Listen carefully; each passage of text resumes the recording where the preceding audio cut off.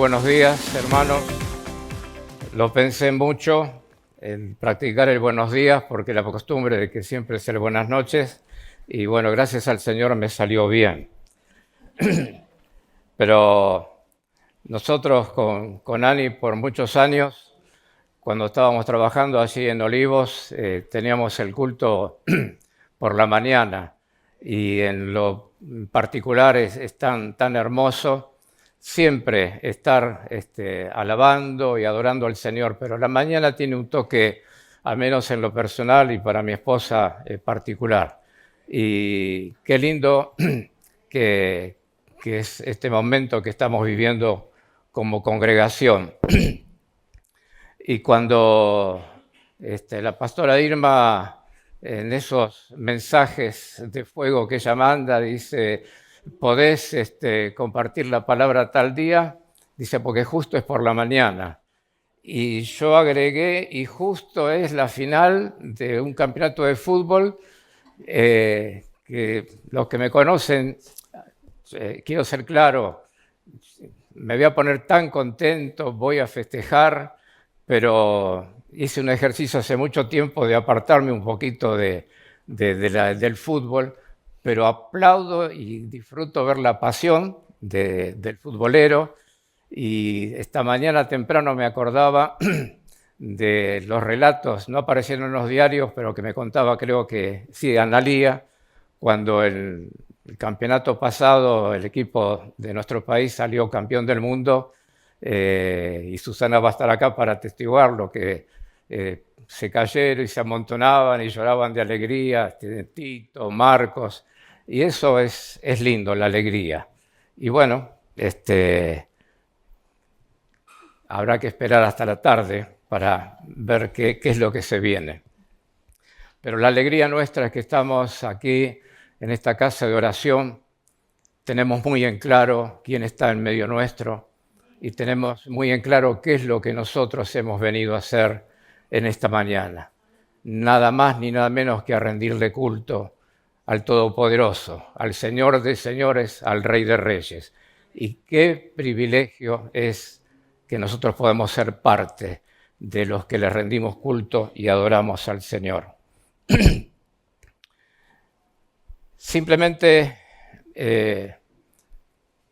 voy a compartir algo muy sencillo, pero he estado pensando y escuchando los noticieros, que dicho sea de paso, ya hace unos cuantos días que uno puede encender la radio y quedarse tranquilo que lo único que vamos a escuchar es el fútbol. No hay más noticias del país y algunas pocas del mundo, pero sí escuché que tristemente en nuestro país hay un alto promedio de hombres, de mujeres, de argentinos que están endeudados y no pueden llegar a cubrir deudas y, bueno, están entrando en una mora ya muy profunda. Y si uno presta oído a veces cuando está o esperando en algún negocio, uno escucha la angustia de las personas porque dice, sí, me está pasando esto, no pude pagar la tarjeta, estoy pagando el mínimo, los intereses me están comiendo, no directamente ya no llego ni a pagarlo, y esa angustia está traslucida en esos rostros. Y pasó este pensamiento y se los comparto, qué feo y qué angustiante debe ser, y ruego al Señor que ninguno de los que estamos aquí ni esté pasando ni vayamos a pasar por esa circunstancia. Pero pensaba, qué trabajo tan corrosivo hizo el pecado en la vida del ser humano, porque toda la humanidad tiene una deuda impagable, por cierto, y no se ven rostros mustios, angustiados por la carga de esa deuda que, insisto, impagable, que todo ser humano tiene para cuando en algún momento el Señor se termine esta vida y tengamos que ver dónde vamos a estar pasando la eternidad. Y por el contrario, hay como que no interesa, y después me corregí a mí mismo, no es que no les interese, es que no están enterados que son deudores.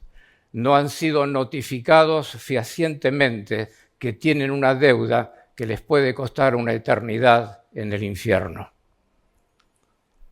Entonces, me pongo a pensar en la responsabilidad que nosotros, como Iglesia de Cristo, tenemos, y a través de los años, y he sido parte también de los que por mucho tiempo le costó comunicar, compartir las buenas nuevas y avisar y decir que realmente hubo alguien que se ofreció a pagar esa deuda. Y lo más precioso es que la pagó. Y lo más precioso es que hay enormes estanterías, imagino, con cajas, con moños grandes que tienen el nombre de cada ser humano que ha habitado y que va a habitar esta tierra. Tiene el nombre. Nosotros, yo en particular, un día por misericordia fui, retiré y decía, tus deudas han sido pagadas, están pagas, estás libre, estás libre. Entonces uno puede disfrutar de decir, soy salvo, he arreglado, alguien pagó para que yo pueda entrar al trono de la misma presencia de Dios con toda libertad. A veces para adorar, para bendecir, a veces para encontrar el oportuno socorro, sea cual fuere la situación por la cual estemos viviendo. Entonces, pensé, quizás sería bueno que estemos mirando cómo estamos cumpliendo nuestro trabajo de compartir el Evangelio. Y muchas veces desde el púlpito se dice, tenemos y hay que hacer.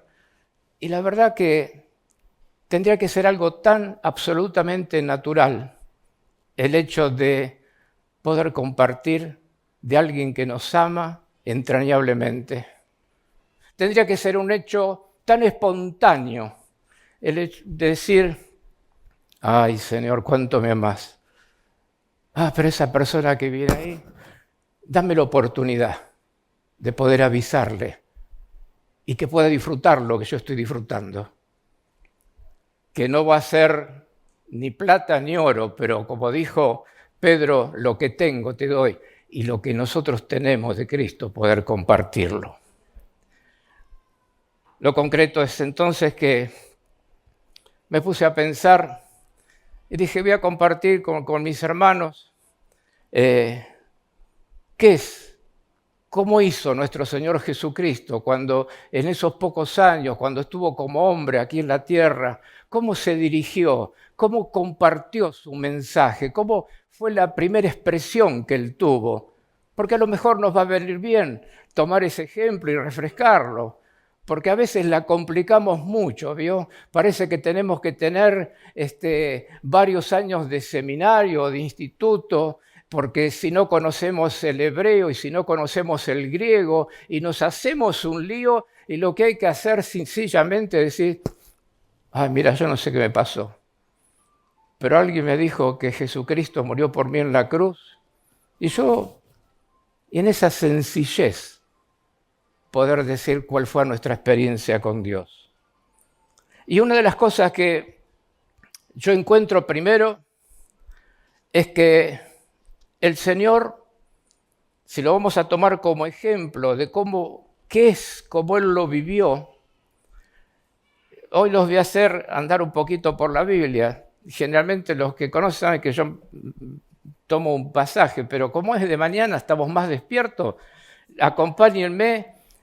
Y dice en Lucas capítulo 4, es muy conocido, cuando el Señor está en el principio de su ministerio, acababa de venir de la tentación en el desierto, y cuando está leyendo allí en el templo, en la sinagoga, le dan la escritura y él abre el libro, el rollo en este caso, y dice, el Espíritu del Señor está sobre mí, por cuanto me ha ungido para dar buenas nuevas a los pobres, me ha enviado a sanar a los quebrantados de corazón, a pregonar libertad a los cautivos y vista a los ciegos, a poner en libertad a los oprimidos, a predicar el año agradable del Señor. Él leyó, pero también dijo, hoy se ha cumplido esta escritura delante de vosotros. En principio tenemos que saber, y ustedes me dirán, pero él era Dios. Estaba, por propia decisión, se había anonadado a sí mismo. Como hombre, él tenía en claro que el Espíritu del Señor estaba sobre él. Él tenía en claro para qué había sido ungido. Y esa unción era para dar buenas nuevas a los pobres, para sanar a los quebrantados de corazón, para pregonar libertad a los cautivos, vista a los ciegos, libertad a los oprimidos, el año agradable del Señor. Y me parece de vital importancia que cada uno de nosotros revisemos si tenemos en claro qué es de lo que tenemos en nuestra vida de parte de Dios. Mire, y en esto quiero ser bien entendido. El Señor empieza y dice, el Espíritu del Señor está sobre mí. ¿Y sabe cuánto diálogo he tenido y en lo personal con respecto a la preciosa persona del Espíritu Santo? ¿Cuántas veces se ha dicho entonces me acuerdo que orábamos rogando a que el Señor nos bautizara con su Espíritu Santo y pedíamos. Y el Señor lo dice acá, el Espíritu del Señor está sobre mí. Y no me quiero meter en un tema teológico, pero sí tenemos que ser conscientes lo que significa cuando Cristo viene a la vida de un ser humano, hombre o mujer. Si el Espíritu Santo no viene a morar en nuestra vida, no hay salvación. Si el Espíritu Santo no está en nosotros, no hay cristianismo. El tema es que a lo mejor no tenemos claro qué es el principio y cuál es el desarrollo. ¿Usted quiere más de la presencia de Dios? ¿Usted quiere más de disfrutar, de tener en plenitud, de decir, gracias Señor por este don y lo pongo Señor a tus pies y ayúdame Señor y fortaleceme para ponerlo realmente por obra? Entonces, si el Señor está en mi vida, la cosa no es recibir, sino la cosa es dejar crecer. Es lo que decía un poco Juan, es necesario que yo mengüe y que Él crezca.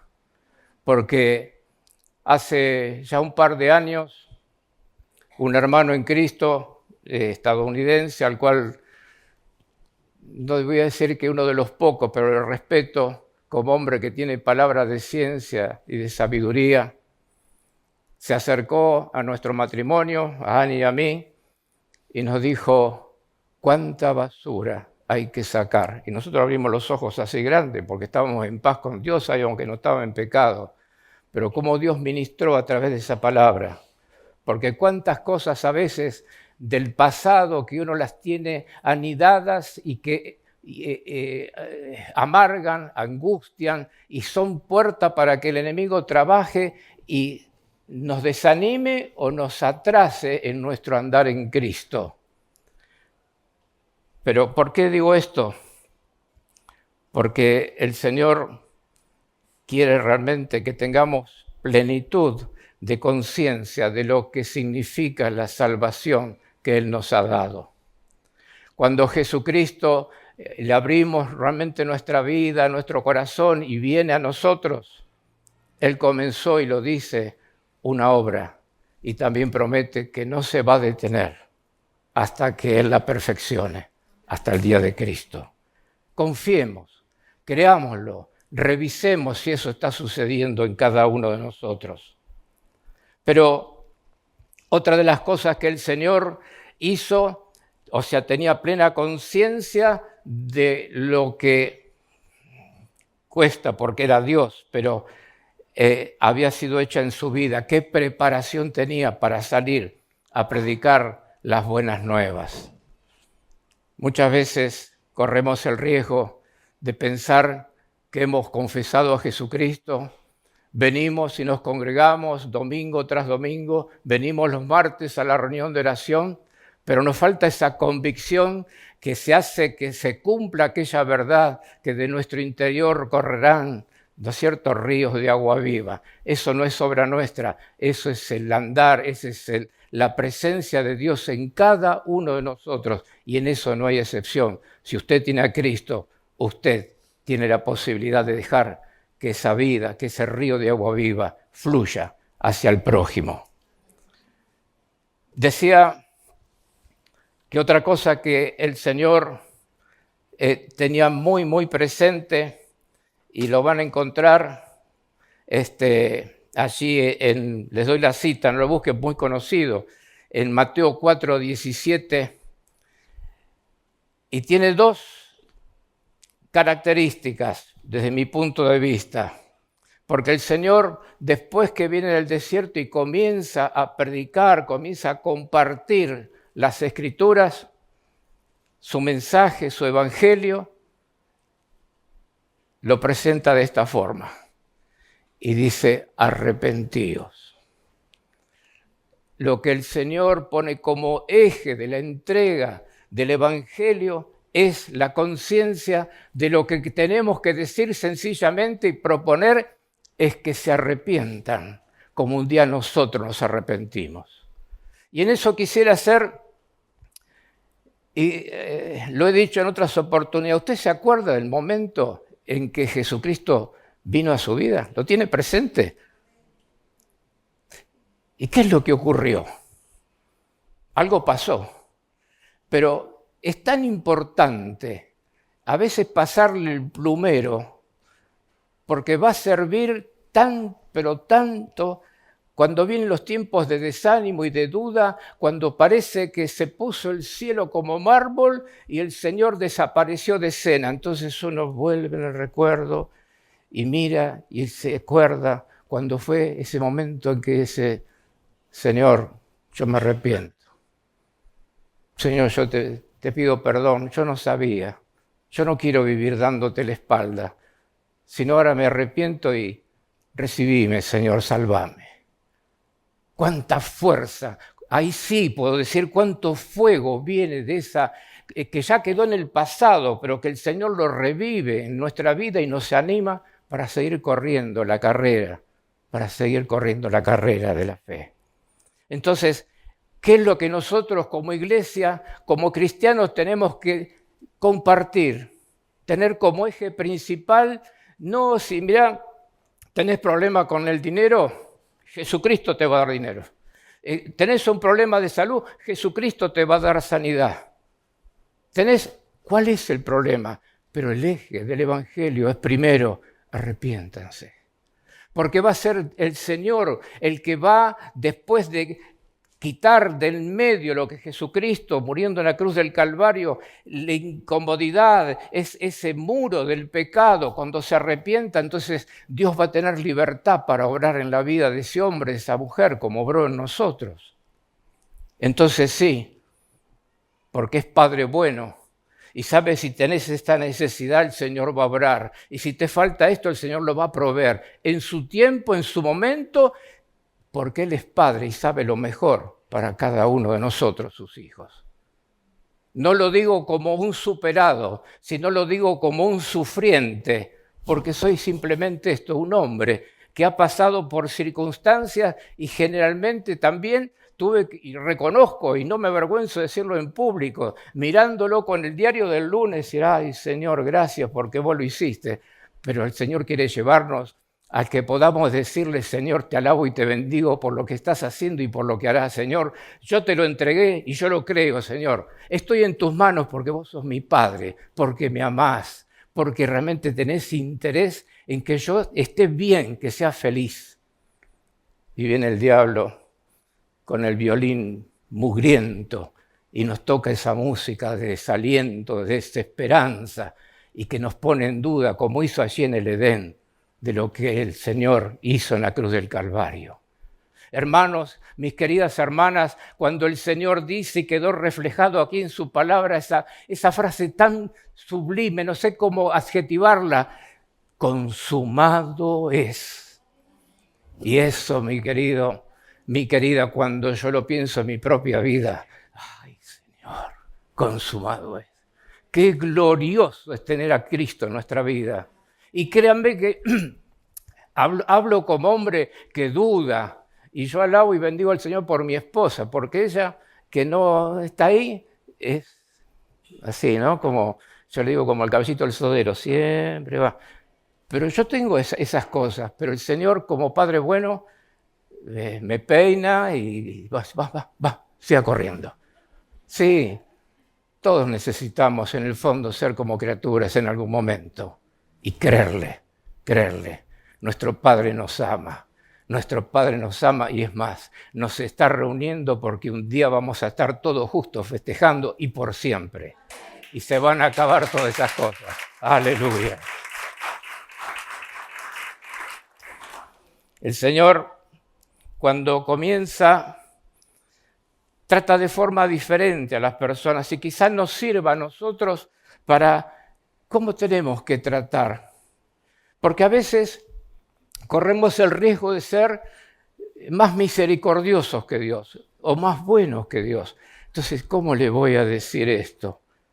Y a veces está bien que le podamos decir de una forma, fíjense, acuérdense cómo el Señor le hablaba a los fariseos. Le decía, no, mis queridos, ustedes tienen que pensarlo. No. Les dijo hipócritas, le dijo tumbas blanqueadas, le dijo víboras, los maltrataba. Pero está bien, sí, era la autoridad de Dios, pero mis queridos, ¿quién mora en nuestras vidas? ¿Quién está en nuestras vidas? Dejemos, creámosle, pongámoslo, dispongamos para que nuestra boca sea la boca de Él, y si hay que retar, se reta, si hay que exhortar, se exhorta, si hay que abrazar, se abraza, conforme a la dirección que el Espíritu dé. Pero acá, en el capítulo 8, esto se los leo, porque me hace sonreír el Señor. Cuando en el capítulo 8 dice el copista, Jesús sana a un leproso, y en el verso 3 dice, en el 2 dice, he aquí vino un leproso y se postró ante él diciendo, Señor, si quieres puedes limpiarme. Jesús extendió la mano y le tocó diciendo, quiero, sé limpio. Y les leo rápidamente lo que viene más abajo. Dice, entrando Jesús en Capernaum, vino a él un centurión rogándole y diciendo, Señor, mi criado está postrado en casa, paralítico, gravemente atormentado. Y Jesús le dijo, yo iré y le sanaré. Y a mí me sorprendió, porque vino el leproso, quiero, le dijo el Señor, sé limpio. Vino el centurión presentándole el problema que tenía su criado y el Señor le dice, casi antes que termine, yo iré y le sanaré. Digo, ¿qué disposición? No le hizo ninguna pregunta. ¿Y sabe qué? Es una condición sin la cual nosotros no podemos funcionar como Iglesia de Cristo. Porque el Señor lo aquí, y vuelvo a decir, no nos basemos porque era Dios, no, porque el Señor a todos, por causa que Él está en nuestra vida, nos dio discernimiento espiritual. Él estaba en claro qué había en el corazón de esos hombres y la disposición. El leproso vino y le dijo, se postró, una actitud que hablaba por sí misma, y le dijo, si quieres, puedes limpiarme. No traía dudas. Se postró, lo reconoció como quiero. Con el centurión le trajo y le dijo, Señor, el Señor discierne los corazones. Nosotros tenemos que funcionar en esa dependencia. Por eso se insiste tanto en buscar íntimamente a Dios en oración. Por eso se insiste tanto en meditar en las Escrituras. ¿Cómo Dios nos va a hablar? Claro que puede hacerlo, pero acá tenemos la profecía más segura. Desde la palabra el Señor alimenta, desde la palabra el Señor nos va formando para ser instrumentos útiles en sus manos. Y fundamentalmente uno también puede reconocer las falencias, las necesidades de lo que aún no es porque no lo tengamos, sino porque no tenemos conciencia de lo que tenemos en Cristo. El discernimiento espiritual siempre fue fundamental. Pero en estos tiempos, mis queridos, roguémosle al Señor, no andemos ciegos, sino andemos a la luz de Cristo y dejemos que Él nos dé ese discernimiento para que en su amor, en su justicia, en su autoridad, podamos bendecir a los que realmente están desamparados en este mundo. Entonces, 2 ejemplos de lo que el Señor iba tratando. A estos 2 no le preguntó nada. Pero fíjense, menos mal que les avisé, en Mateo 20 hay otro ejemplo que quisiera resaltar. Perdón.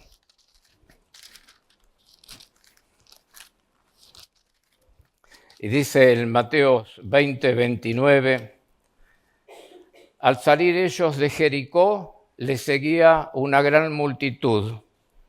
Y 2 ciegos que estaban sentados junto al camino, cuando oyeron que Jesús pasaba, clamaron, diciendo, Señor, Hijo de David, ten misericordia de nosotros. Y la gente le reprendió para que callasen, pero ellos clamaban más, diciendo, Señor, Hijo de David, ten misericordia de nosotros. Y me gusta esto. Y deteniéndose Jesús, lo llamó. Y le dijo, ¿qué queréis que os haga? Me gusta la actitud de los ciegos, porque estaban ahí, al borde del camino. Podemos decir desamparados, desahuciados. Pero cuando se enteraron que Jesús pasaba, no dudaron y empezaron a gritar, Señor, Hijo de David. Y no tenían otra frase, otra explicación, sino que dijeron, ten misericordia de nosotros. Si hay una cosa que yo disfruto en mi propia vida, hermanos, porque a veces explicarle a Dios está de más, y Él sabe. Pero uno necesita simplemente decir, Señor, ten misericordia de mí.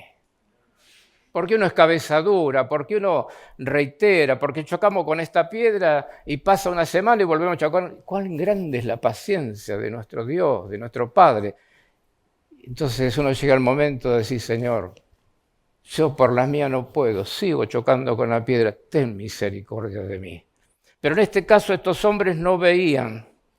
Y yo le digo, Señor, si vos los veías que estaban ciegos, ¿para qué le preguntás qué querés que os haga? Y ese es otro punto importante. ¿Qué es lo que queremos realmente que Dios haga en nuestra vida? Porque a veces tenemos un cúmulo de cosas y tenemos un montón, pero no tenemos en claro cuál es la raíz, la esencia de nuestra necesidad. Ellos aquí le dijeron, Señor, que se han abierto nuestros ojos. Entonces Jesús, compadecido, les tocó los ojos y enseguida recibieron la vista y le siguieron. Las diferentes formas en que Jesús trataba a las personas. En este caso, les tuvo que preguntar, y lo más lindo es que los ciegos, por más que parezca una contradicción, la tenían absolutamente clara. Señor, nosotros queremos ver. ¿Qué cosa hay en nuestra vida que nosotros realmente necesitamos que sea desarraigada, extirpada de nuestra vida? En lo espiritual, en lo humano, ¿qué cosa necesitamos para cuando el Señor se detenga? Para cuando el Señor nos llame, poder ir a su presencia y en ese momento decirle, Señor, yo necesito esto.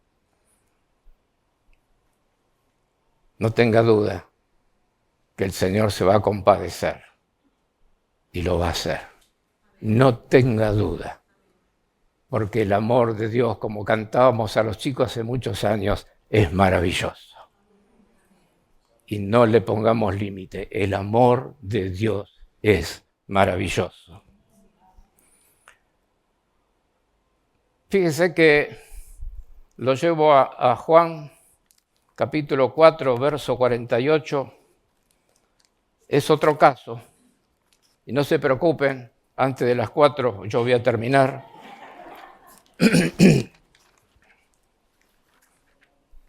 Sí, porque no me van a convencer que no están pensando en la final. Están haciendo un esfuerzo y el Señor se sonríe, dice, yo los conozco. Pero dice acá,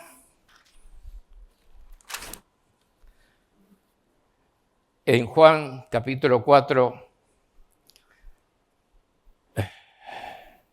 verso 48, está charlando, por así decir, con un noble que tenía el hijo muy enfermo, más concretamente se estaba muriendo. Y dice, 2 días después salió de allí y fue a Galilea, porque Jesús mismo, dio testimonio de que el profeta no tiene honra en su propia tierra. Y cuando vino a Galilea, voy a tratar de ir más, dice, vino en el 46, vino pues Jesús otra vez a Caná de Galilea, donde había convertido el agua en vino, y también en Capernaum, oficial del rey, cuyo hijo estaba enfermo. Cuando oyó que Jesús había llegado de Galilea, vino a él y le rogó que descendiese y sanase a su hijo, que estaba a punto de morir. Y Jesús a este hombre lo trata de esta forma. Entonces Jesús le dijo, si no vieres señales y prodigios, ¿no creeréis? Y lo pienso cada vez que le digo, Señor, este hombre se le estaba muriendo el hijo. En la angustia, el dolor, la ansiedad que eso produce. Señor, con toda reverencia, y vos le decís, si no vierais señales y prodigios, ¿no creeréis? Yo, que soy más bueno que Dios, lo hubiese abrazado. Pero el Señor le dijo esto. Pero fíjese que en el verso 49, el oficial del rey, un hombre importante, le dijo, Señor, desciende antes que mi hijo muera.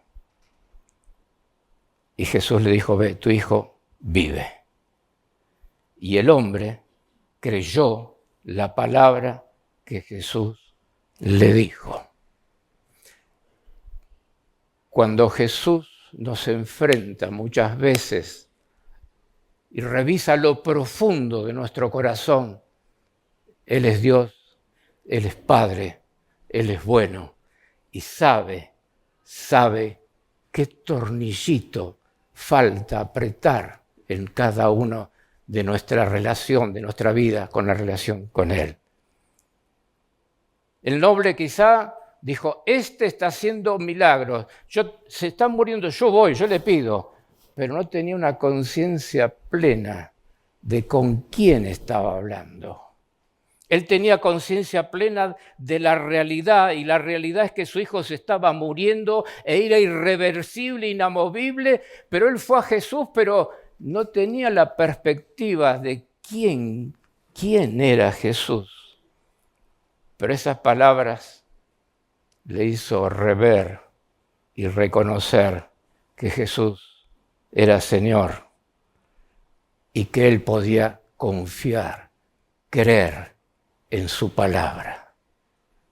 Si hay un trabajo de las tinieblas que hasta que vayamos a la presencia del Señor no se va a detener, es poner en duda las palabras que el Señor dejó para cada uno, para toda la humanidad, pero en particular para los que ya estamos en Cristo. Desde las tinieblas hay un interés profundo de que dudemos de la palabra de Dios. Tarea para el hogar, Señor, líbrame de mí mismo, Señor, seguí obrando y realmente fortaleciéndome para que sea fuerte en vos y, Señor, quítame lo más rápido posible de ese estado de duda. Le puedo dar, porque está acá cerquita, al paralítico de Betsaida, ¿se acuerda? Que es el que estaba ahí tirado hacía tantos años. El Señor le dice ahí en el 5:6 de Juan también, ¿querés ser sano? Otra pregunta que a uno lo deja medio, Señor, si está tirado ahí, ¿qué va a querer? Pero muchas veces nos acostumbramos a vivir casi como desahuciados, desamparados. Y cuando pasa Jesús, y está así, está Jesús. Y el Señor le hizo reflexionar, dice, ¿vos querés ser sano?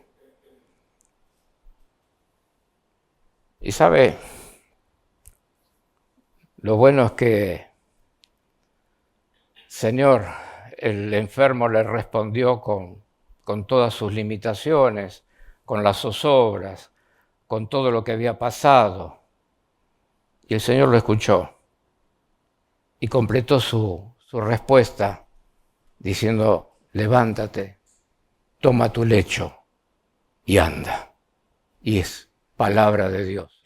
Y el paralítico caminó y se fue. De verdad voy terminando. Y falta un último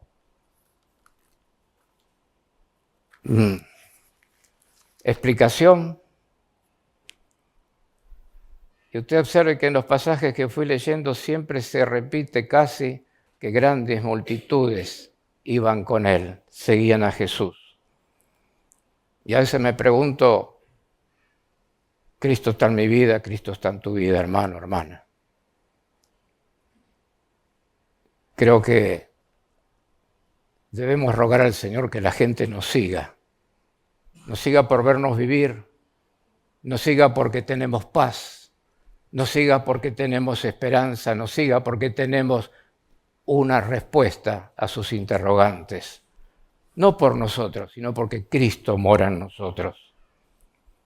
Y dice en Lucas, en el capítulo 14, verso 25, grandes multitudes iban con él, y volviéndose les dijo, yo imagino la escena, el Señor caminando y todos detrás, y de pronto Jesús se da vuelta y los confronta. ¿Con qué los confronta? Y le dice, si alguno viene a mí y no aborrece a su padre y madre y mujer e hijos y hermanos y hermanas y aún también su propia vida, no puede ser mi discípulo. Y Mario se dio vuelta y se fue. Este pasaje es para mirarlo y charlarlo, porque lo he visto y lo he escuchado predicar y realmente es demoledor.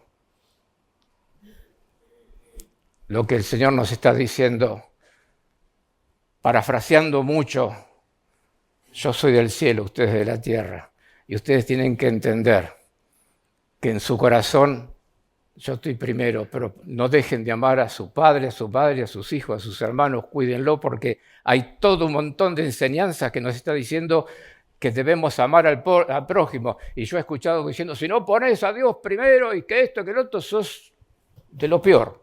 Cuidado, cuidado. Acá el Señor está poniendo lo que un discípulo tiene que tener en cuenta de dónde, cómo poner a Dios. Y después agrega, no se los voy a leer para no ser tan larguero, compara a aquel que va a construir si no se sienta y analiza si tiene todo lo que necesita para lograr esa obra. ¿Usted se puso a pensar alguna vez lo que significa ser de Cristo? ¿Se puso a pensar en alguna oportunidad qué significa el hecho de decir yo soy cristiano? ¿Estamos dispuestos a vivir conforme a todas las enseñanzas que el Señor dejó registrado en su palabra? ¿Estamos dispuestos a la renuncia? Porque es muy duro este pasaje. pero el Señor se los dijo. Entonces, cuidado de estar como coqueteando, por así decir, o pensando en los evangelios de oferta, en donde la plata sobra, donde no hay problema, donde todo es oferta. Cuando vengan esos pensamientos, lea este pasaje. Y el Señor nos está diciendo claramente, yo los invito a mí, y en mí andar. Y les digo que van a disfrutar, van a tener paz, también van a tener aflicción, pero confíen. Yo he vencido al mundo y nos vamos, yo los llevo, estoy preparando moradas allí. Los invito a que por siempre estemos sentados en la mesa allí, en la casa de mi Padre. Una pequeña o larga reflexión de cómo hacía Jesús para comunicarse con cada hombre y con cada mujer.